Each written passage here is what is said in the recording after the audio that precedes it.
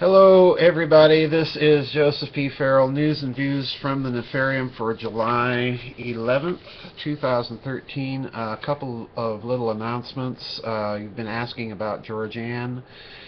She's still getting her eyes looked into. She's okay. She has to go back to the eye doctor again next month.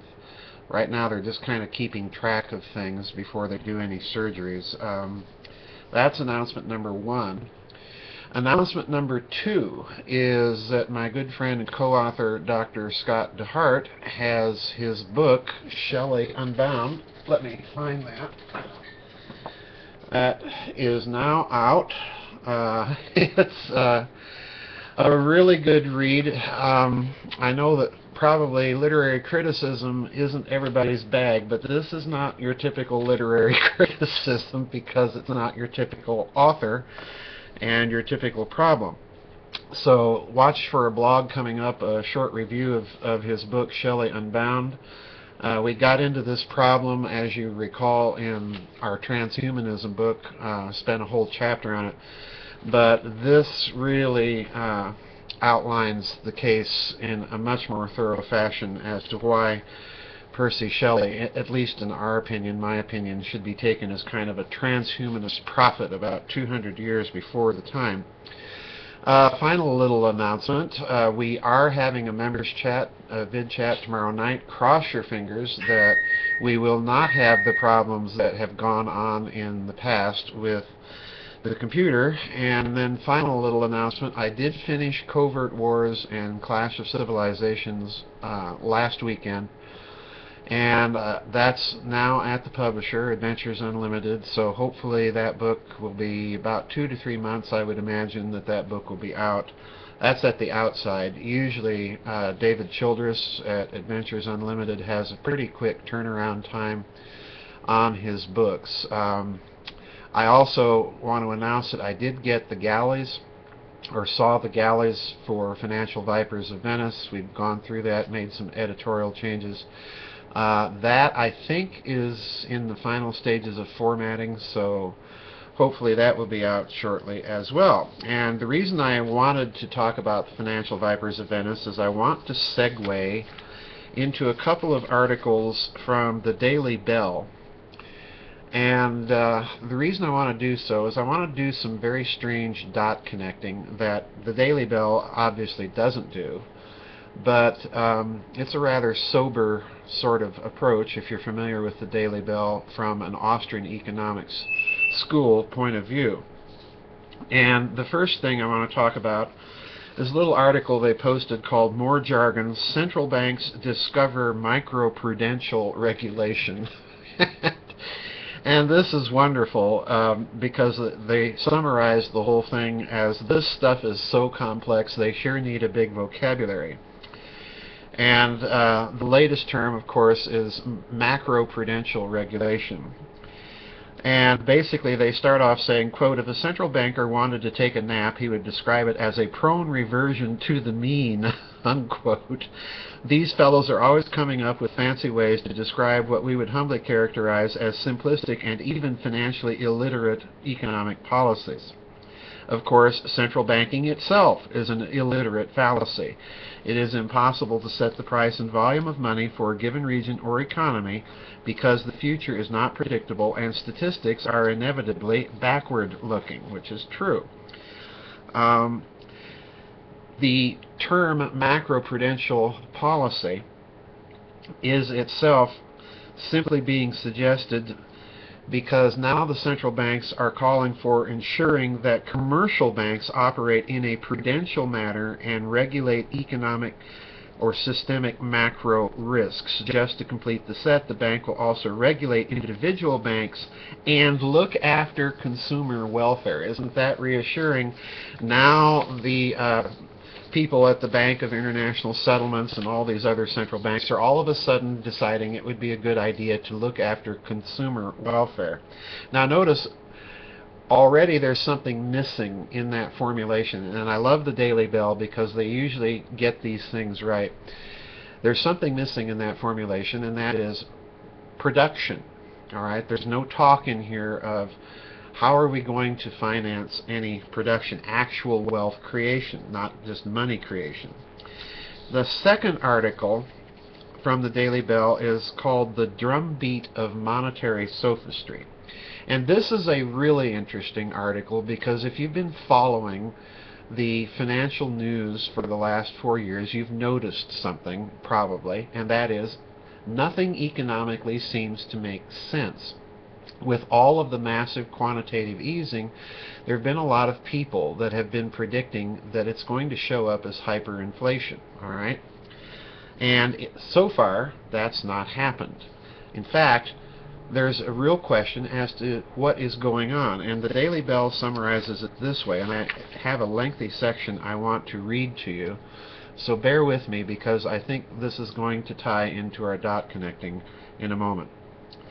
He says, the Daily Bell article says, quoting an article that appeared in The Atlantic, quote, "The anti-Bernanke crowd has tried not to notice that prices haven't gone parabolic.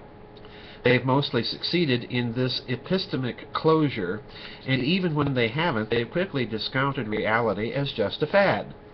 Their excuses have been predictable as they've been wrong. Either the official numbers are irrelevant or miss real inflation, or will show more inflation in just a few more years. Just wait and see.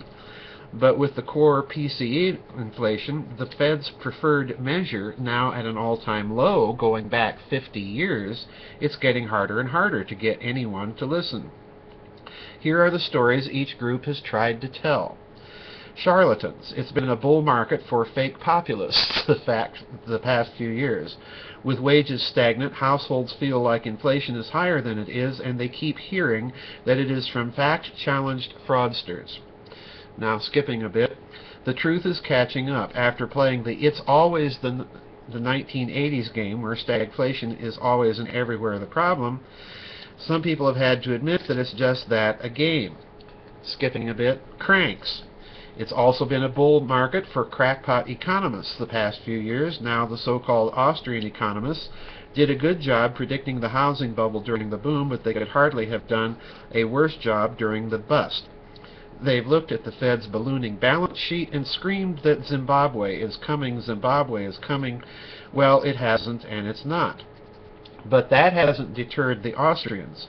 They think the price of gold shows the true inflation from the monetary base expanding, so they've been right all along. But what about now?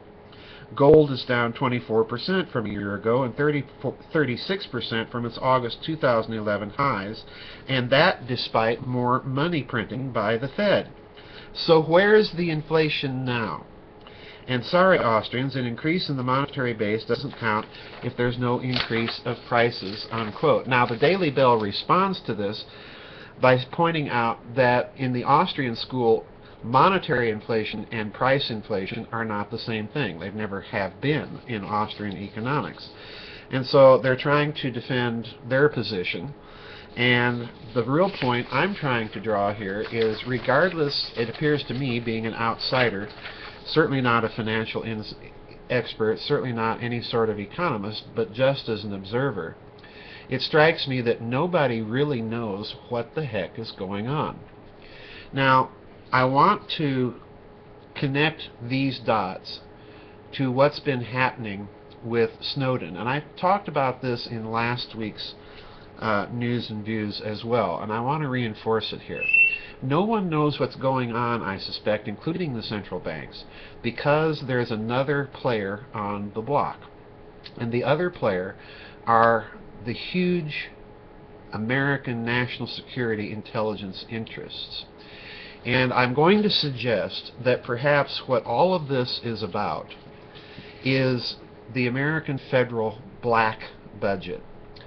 That all of this money that supposedly is awash in the system, and there is a good deal of it sitting in commercial bank accounts. That's where it's gone. It's just sitting there. All right. So the corporations are awash with money. That much we know. The trouble is that there's another player on the block. Now, we've all seen recently the NSA disclosures, Ed Snowden, and all of this, and all of it, in my opinion, or most of it, is theater. People are not asking the right questions. Why all of a sudden is this guy given prominence in the news? Why is he going to China? Why is he going to Russia? Now it appears that he may be going to Venezuela. I suspect, and have suspected all along, that the real story here is what we're not being told. The real story is being carefully kept out of view.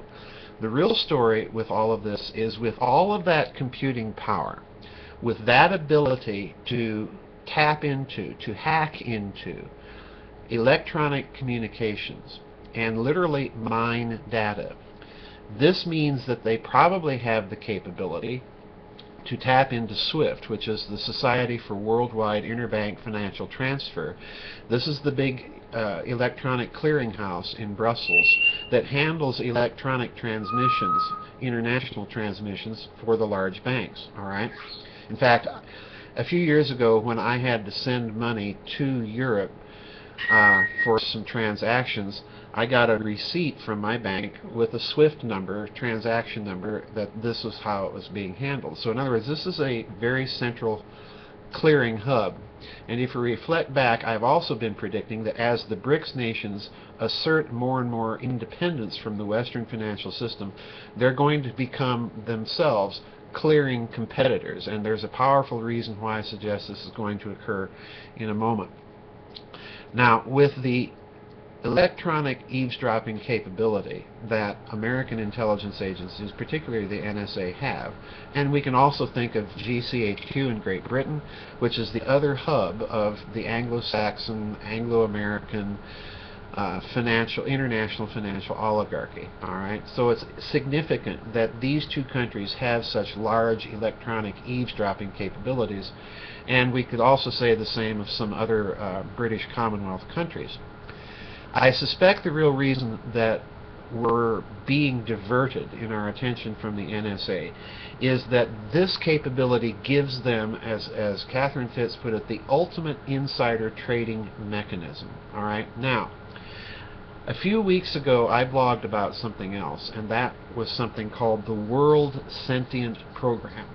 This apparently is a program that games all sorts of scenarios, macro scenarios, worldwide scenarios, about what happens if such and such happens in the market, or if such and such political event happens in country XYZ, or what have you. This is a program that they game out all sorts of scenarios. This gives, these two capabilities give them a tremendous capability to predict markets and to manipulate markets. All right. Imagine if you have an electronic transmission and you divert the transmission for just a few microseconds and use that money for some other purpose, and then complete the transaction and take whatever profits you've made when you diverted that money for the few microseconds. This gives you an enormous bottomless well, virtually, to fund your black projects. This, I suspect, is what's really going on ultimately behind the Snowden affair. It would also give them a tremendous ability in high-frequency trading. It would give them tremendous ability in algorithmic trading. So in other words, I think there's something else going on. I have maintained that the central bankers have been acting a bit panicked, and perhaps they're panicking because they realize that some of their grip on the financial system, particularly in electronic financial transfers, that this grip may be slipping, that they've lost control. Now, let's go back to the Daily Bell for a moment and this wonderful article about macro-prudential regulation. If all of this dot connecting is even remotely true, then we would expect something like this to be talked about by the central bankers, because if they themselves have any influence over this vast intelligence, international electronic eavesdropping operation, and I suspect they have some influence, let's be honest here, then they are going to be calling for precisely these types of draconian measures. Now, what's the response to this? I suspect that because this whole scenario may be playing out in the minds of the analysts in Moscow and Beijing and New Delhi and Brasilia and so on, I suspect that as that type of analysis plays out, they're going to come to the conclusion that they need their own independent means of financial clearing, especially electronic clearing, and they're going to need those means to be extremely secure. All right? Now, I find it interesting that recently there's a story out of Russia that Russia is literally begging for people from outside of Russia to come to Russia and help with things like computer programming and computer security. So I suspect, connecting all of these dots, that what we're seeing is an attempt being made to set up independent, financially secure clearing that will be more or less immune from these types of eavesdropping operations that we see going on with the NSA and so on. So anyway, that is it for my news and views this week. I hope this dot connecting made a little bit of sense, because I think we're watching a story unfold here that's a lot deeper than Ed Snowden, that's a lot deeper than just calls for new types of jargon. I hope this dot connecting made some sense. God bless everybody, and we'll see you on the flip side.